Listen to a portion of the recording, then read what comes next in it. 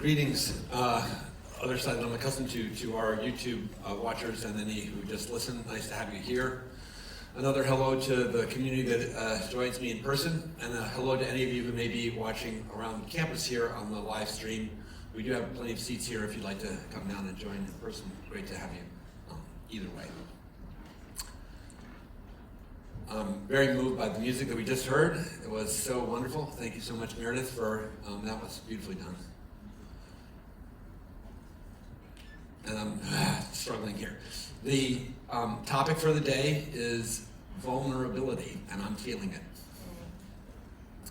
I have wrestled the message all week, and this morning on my long drive in, I decided I was going to try to organize it around 3 quotations or speaking events that I'm aware of. And the very first happened on April 23rd, 1910, just a little while ago. And an American president named Teddy Roosevelt was in Paris speaking to an audience. I'm not sure entirely what the occasion was, but he spoke about citizenship. And his message got a lot of traction. It became, especially a part of the speech, became very oft-quoted. And in fact, it gets picked up more recently by a woman named Brene Brown, who many of you may have heard of. And her very popular book, Daring Greatly, opens with tribute to the Roosevelt quote. Because, and I won't have it behind me, but I'm not going to pull it up. I just want to speak to the quote. The quote is about citizenship, and it's a lament that many people think that they participate by standing on the sidelines and criticizing others. You've never done that, right?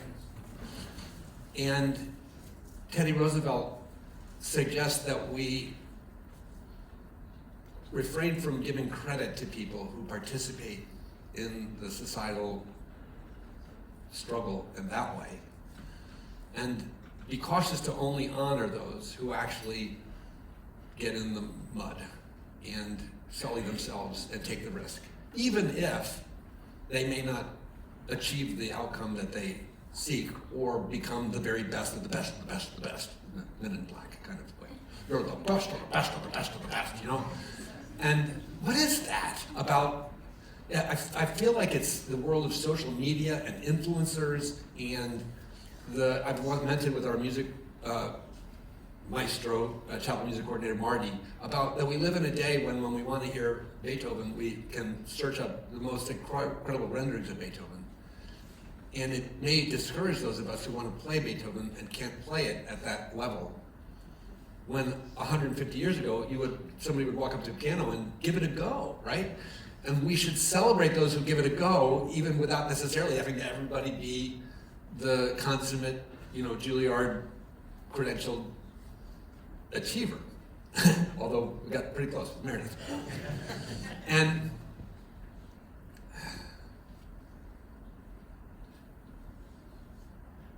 I say this because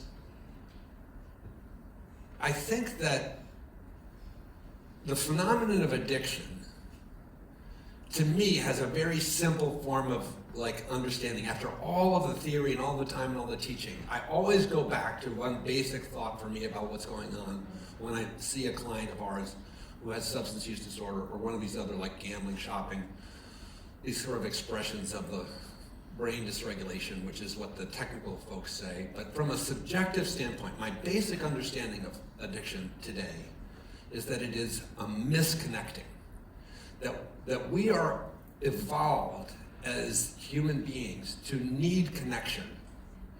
And that what happens is because of woundedness or fear or distrust or hurt, all those kinds of things, we struggle to achieve and sustain our connectedness in the ways that are most healthy for us long term, which is love. Loving one another, being in families, having friendships, and in the resilience of that, not needing to go down the other lane. So I believe that's the case, and where that is, relation to the Daring Greatly quote and the Teddy Roosevelt quote, to give proper credit to the quotation, is not to make cowards of us all. I'm an addict in recovery, but to say that to some degree in my reach for the substance or the credit card or the the indulgence, whatever it may be. I'm avoiding an authentic challenge, or I'm at least blunting my experience of it to some degree. I'm like, I need this coping.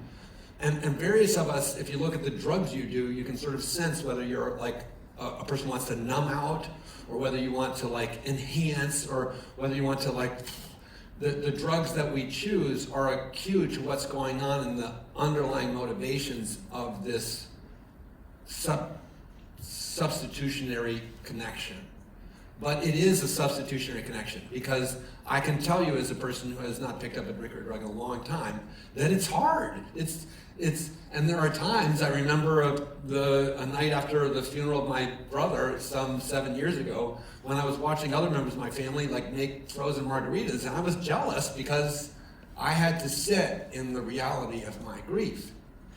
And I really would have loved some tequila, but I know what the consequence of that is down the road. And so it's a decision to vulnerably engage with the authentic that is the journey for me of recovery. And in that, we should like be really proud of people, because it is daring greatly. It's a decision to not soothe or avoid or enhance what in Alcoholics Anonymous I was taught was life on life's terms. And so, if you're new to this, if you're a brand new patient or a brand new family, and you're thinking like kind of naively as an outsider, this shouldn't be a big deal. We just want to stop, or we want, our loved one, Alfred, to stop. Usually there's no Alfreds around, but I'm not picking on anyone in particular. It's the straw person I want. And so Alfred and Alfred's family are often, if they're not aware of how hard recovery is, will think, and why is this 28 days? Oh my God, 28 days is barely enough to get people started. This is like intensive care for a journey that then will step down and step down and step down. And I've really become very aware of that. I'm sort of still in my outline, but in working with a few families in the last couple of years, in a Bible study that I've been privileged to sort of facilitate and participate in, where some family members who had loved ones come to Caron and then go on to sober living have been able to share with me the back and forth and on and off struggles of their loved ones, even though the loved ones have not relapsed in the technical sense. But the mere stopping of the recourse to addictive substances or behaviors is a beginning. It's a fundamental. It's a great thing when you can do it. When you can actually not pick up a drink or a drug one day at a time, you should feel like, yes, this is awesome, because most of us couldn't do that. And yet, we lack some skills and sophistication about how to live a life that doesn't do that, right? And so there's a development of what Bill Wilson and Alcoholics Anonymous would eventually talk about as emotional sobriety. The ability to, give and take in relationships and not let the Shakespeare slings and arrows of outrageous fortune throw us sufficiently off kilter that we resume the addictive death spiral. So, you need to move the message on. But the first thing was the vulnerability of a human life. And the two choices that we have, which I didn't say yet, but this was a key piece of it. Two choices we have, and I always think it's one. When I think of vulnerability, I think of invulnerability as the other option, right? So to try and pretend that we're perfect. But the cynical bystanders don't even usually claim that they're perfect. They just spend time like, look over here, don't look at me, look at that jerk and who isn't good, and look at that person who isn't making it. And it's a decoy move that people use to not engage in the authentic dynamic of relationship. So the second place I want to go, and the second quote I want to use as my starting point, is comes from the writings of a gentleman named Christopher Morse. And I don't know if I've ever even talked about this scholar and theologian terribly much here, but one of the reasons is his work is really hard to talk about, dense. And Christopher Morse wrote in 1994 a systematic theological text, which I came across in 1997 in my first seminary studies. And theology is hard to do, as life is, but in order to speak intelligently about the divine, it's tricky. in any tradition. We represent, multiple traditions at this place, but I was trained as a Christian theologian.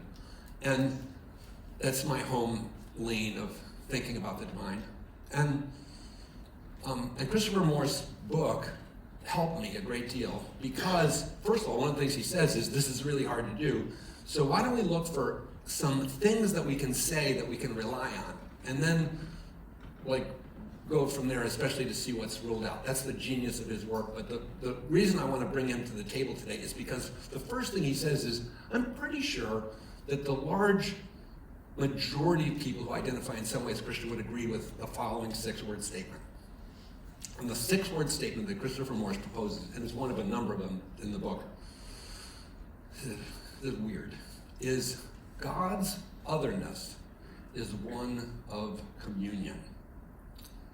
I don't expect anyone to sort of grok that quickly, but I invite you to sort of scribble it in your mental notebook because it's a deep thought. And in fact, in preparing to speak with you today, one of the things I was happy to kind of see is that there's now a long interpretive history of even that one statement.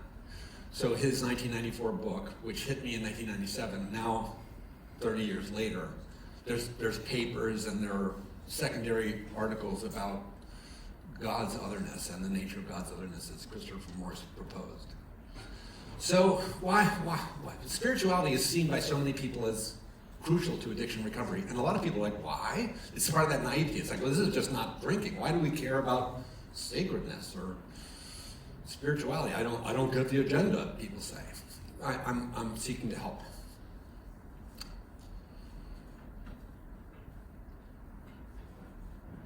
And I think that people make parallel moves that are not helpful in theology of either certainty, like the perfection thing, or cynicism, like the stand aside and criticize, about theological stages. You find people who are absolutely convinced of what they believe. They are just completely sure. As is it could be Jewish or Orthodox, Christian or evangelical, solidly and ready to go to war over, sadly, like today we're seeing it in the news, over what they claim is basically their religious belief, although often the wars that they go to are over land and money and resources, but it's an unfortunately unwise and unsophisticated way of talking about the sacred is to profess that there's no doubt or no struggle in interpreting the great questions of human life. For one, that's a problem of scale. You and I live, if we're fortunate, my sponsor is 87 years old and is in hospice as of yesterday. On 55 years of sobriety on the day after St. Patty's Day. And 200 years from now, will anybody remember him? Probably not, because he's not some noted author or composer or whatever. His art will not necessarily. But his life is terribly meaningful to me. But in the grand scale of 10,000 years, all of our lives will go psh. Maybe one of you will be on some monolith somewhere, good for you. But really, the notion that a being with such a short lifespan against the scale and history of the universe would somehow understand everything is a funny error in scale, right? It's a peculiar hubris that the person who will get on TV or write or whatever and say, this is how it works, this is how it began, this is how it'll end, and this is your place in it, and all that sort of stuff. Wow, good for you for being so certain. But the other thing that you see in this challenge of the practice of faith in a human life is the person who stands alone and says everybody's wrong. You're wrong, you're wrong, you're wrong, you're wrong. This is wrong, that's wrong. I can't believe you believe that. And I also think it's an unsatisfactory arrival point. That arrival point will not provide what faith provides to the person who seeks addiction recovery. Because, as I already said in the first part, human beings need connection. It's a documented, evidence-based truth. And one of the forms of connectedness that is available to all persons is a sacred or transcendent form of connectedness. When my brother died, who I whose death I mentioned, I think, a few minutes ago, and the tequila was poured. One of the members of my family is one of these more rigid faith people, but I also was envious of that person's ability to say that in their journey of life, as even my brother was taken from them, the only thing that they had left was God. At the beginning, the middle, and at the end, that which we think of as the divine, to the extent we may feel some degree of presence from it, is. And going back to Christopher Morse offers this thing that we can say about it that's a humble but meaningful offering, which is, first of all, that God is other. So that's a helpful clue. Like, he's not a pantheist. He doesn't see, and he would argue that the Christian confession does not necessarily ascribe all that is to the sacred, but that there's something that is beyond. And then that beyondness is not unengaged or unengageable with us. And this is an extraordinarily beautiful hope and promise, that we are not fundamentally alone. And that no matter how crappy the journey may come to be, or how dismal this fundamental aloneness that a human life can become, there's another there that seeks to be in relationship with you. It's an extraordinary hope. And I think you can find it also, I might have to stretch a little bit to push it onto Buddhism or Hinduism or whatever, but I think that this is a claim that transcends sacred lanes to some degree. And where I wanted to go with that was to talk about imperfection in belief, not to get it right. So what I'm saying is that as you come out of the fog of addiction, or as you're a family member and your loved one is trying to come back to real relationship with you, and you're trying to figure out how to renegotiate the parameters of a relationship where suddenly you don't have all that like enabling and tough love stuff that's going on, and you're trying to figure out how do we repair what a family system can look like when it's more effective.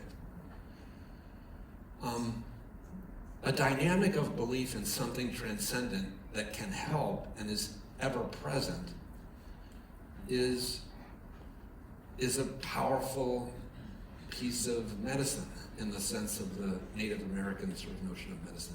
It's a powerful therapeutic ingredient in the mental health sense. It's a powerful claim in the theological sense to propose that we are not only trying this in the crass materialism of a Brownian world where everything is frickin' random and nothing in the end really matters, but to propose that the strivings that we take to love and to recover and to rejoin in relationship and to forge ahead in the meaningfulness that we can conjure in the course of our short but not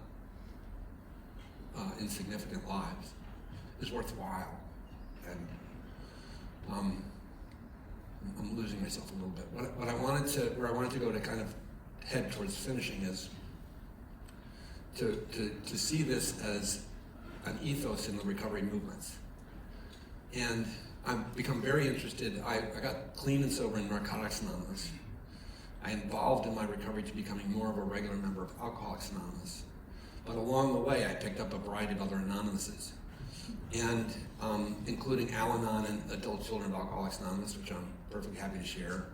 But there are other programs that have also spoken to me for other forms of addictive acting out as the journey has gone on. And I don't brag about it. It's just an indication of how very flawed I am.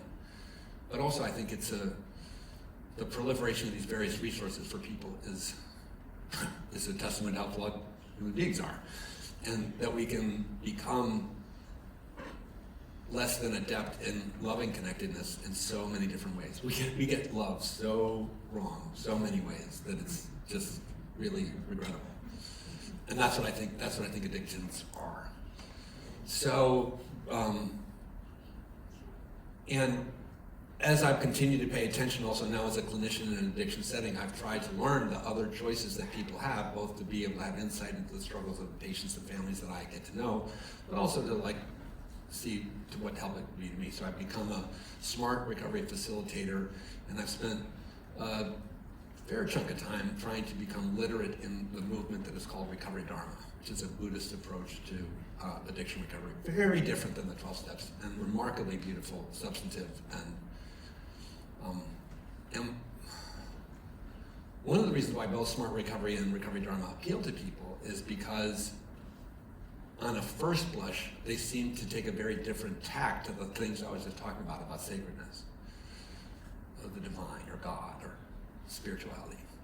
And those terms are not all synonymous, but that category of reflection and contribution to our experience. But not so different. So my claim is, first of all, Recovery Dharma, you can totally see it. If you spend any time really, and this is the problem, people criticize. They stand on the outside, they criticize. AA doesn't work, and AA is too much about blah, blah, blah, blah. And I'm like, what do you know about it?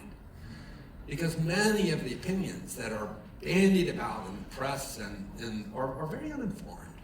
It's like saying you know about Portuguese without taking even 10 Portuguese lessons. It's equally absurd, really. The only way to know about one of these things, because they're deep wisdom traditions, is to live in them for a while. And then when you live in them, you start realizing things that you thought from the outside are just simply not true. Like one of the reasons as these programs like Smart and Dharma emerge, you hear people say, well, being an atheist in AA is like untenable. That's just an absurd statement, actually. There are tons and tons of atheists in AA. There are atheist AA resources, there are atheist AA meetings, there are tons of happy atheists in AA. So it's an uninformed statement. But there are people who find AA's emphasis on spirituality quite challenging. That's a deeply true statement as well. They often, in turning to things like Smart Recovery or Dharma Recovery, find a lane that is much easier for them, an up-ramp to connectedness. And here's what was my primary point, and then I need to shut up, is that both Dharma and Smart Recovery, in the end, I believe, having spent some time in them, I find to be very spiritual programs. I find them to address this challenge of engaging authentic vulnerability and connectedness, which is what I believe, and finding something that transcends the particular, which was where I'm talking about the sacred or transcendental thing. I've been so heady, and I need to just land the plane here. One of the programs that I really took interest in lately, and yes, this is a sort of public confession, but it's a program called Debtors Anonymous, but it has to do with people who use unsecured credit cards, like without reflection on their ability to actually afford whatever it is they're purchasing. And I'm sure you've never done that, but there are a lot of people who have significant credit card bills. And there's a program that helps those persons. And its bottom line is the absence from incurring unsecured debt. And in its literature, it has this beautiful thing. In fact, I want to see if I have it right here. I'd like to quote it because I think it's so cool. And it generalizes way beyond. But in that program, the objective is what they call solvency. So that's a synonym for recovery in the large sense. But here's what, in this writing, we have all arrived at a crossroad. And I mean this for everybody here. One road, a soft road, lures you onto further despair, illness, ruin, and in some cases, mental institutions like this one, prison or suicide. The other road, a more challenging road, leads to self-respect, solvency, healing, and personal fulfillment. We urge you to take the first difficult, and I would say vulnerable step onto the more solid road now. I hope you'll join me in seeking to risk vulnerability, because in it is the capacity for real love. And that's what we've been hungry for and trying to find in all the wrong places. Thanks. God bless.